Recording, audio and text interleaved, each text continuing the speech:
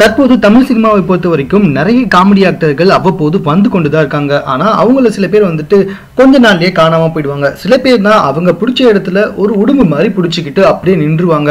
அந்த மாதிரி நம்மளுடைய பெரிய திரையில காஞ்சனா படத்தின் மூலமாக வந்தவங்க தான் நம்மளுடைய தேவதர்ஷினி. ஆரம்ப காலகட்டத்தில் இவங்க சின்ன திரையில தான் நடிச்சிட்டு இருந்தாங்க. அதுக்கப்புறமா காஞ்சனா படத்தின் மூலமாக வெள்ளித்திரையில அடி எடுத்து வச்சாங்க.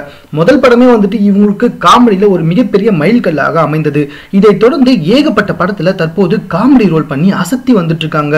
மேலும் பிரபல தொலைக்காட்சி நிறுவனத்திலையும் ஒரு காமெடி ஷோ பண்ணி வந்துட்டு இருக்காங்க. காமெடியில கிட்டத்தட்ட வந்துட்டு ஒரு பெரிய லெவல்ல போயிட்டு இருக்க நம்மளுடைய தேவதர்ஷினி இன்னும் அவங்களுடைய படிப்பை வந்துட்டு முடிக்கவே இல்லையாம். அதாவது தற்போது அண்ணாமலை யூனிவர்சிட்டியில அவங்க எம்எஸ்சி சைக்காலஜி வந்துட்டு அப்ளை பண்ணிருக்காங்க. அதுக்கப்புறமா மேலும் ஒரு கோர்ஸ் பண்ண போறாங்களாம். எதுக்காக இப்படி பண்ண போறா அப்படின்னு சொல்லி கேட்டதுக்கு இவங்க ஆம்பிஷனை சொல்லியிருக்காங்க. அதாவது தன்னை தேடி வருபவர்களுக்கும் தன்னை நாடி வரவர்களுக்கும் வந்துட்டு நான் கவுன்சிலிங் கொடுக்க போறேன். படிச்சு முடிச்சதுக்கு அப்புறமா ஆக்டிங் போக மீதி இருக்க நேரத்துல ஒரு கவுன்சிலிங் சென்டர் திறப்பனா திறக்க மாட்டேனா அப்படின்லாம் எனக்கு தெரியாது. ஆனா கண்டிப்பா என்னை சேர்ந்தவங்களுக்கு நான் கவுன்சிலிங் கொடுக்கறதுக்கு தயாரா இருக்கேன். அது மட்டும் இல்ல, இப்பவே வந்துட்டு ஒரு சில பேருக்கு அவங்க கவுன்சிலிங் கொடுத்து தான் வந்துட்டு இருக்காங்களாம்.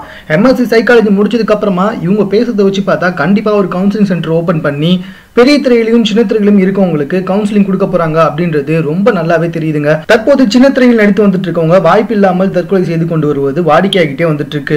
ஆல்ரெடி சின்ன திரையில இது குறித்து பல பேர் வந்துட்டு தற்போது வாக்குவாதங்களை ஆரம்பிச்சிருக்காங்க.